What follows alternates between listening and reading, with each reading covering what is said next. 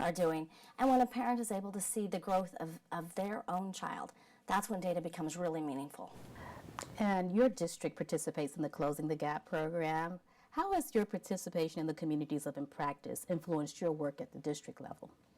One of the coolest things of this involvement has been just the conversation with some of the other districts, and it's really impacted our use of formative assessment, particularly at the elementary level.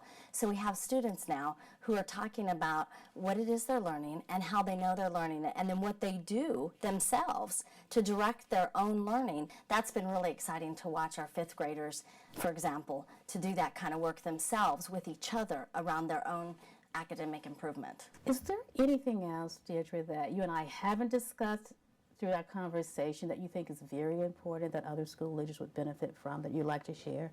You know, I think we give a lot of airtime to talking about achievement gap and what is the achievement gap and what are those gaps that we're talking about. And I want to just remind everybody that we're really talking about opportunity gaps, and we're talking about from the very beginning of education for a child, that every child having whatever those opportunities are, whatever that support is that's needed to bring that child to the place of an even playing field with his or her peers. And it's about the courage and the willingness to provide appropriate supports that catch kids up and push kids up.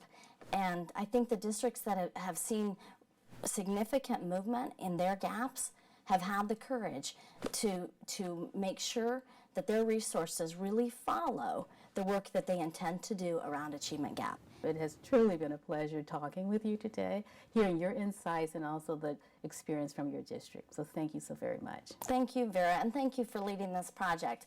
It's been my honor to be a part of it, and I'm honored to share today with you. Thank you. Thank you. And thank you for joining us. For more courageous leadership conversations, watch our video channel on YouTube. Thank you. This episode of Courageous Leadership Conversations was made possible by a generous grant by the Bill and Melinda Gates Foundation as part of the Closing the Gap, Turning Data into Action program.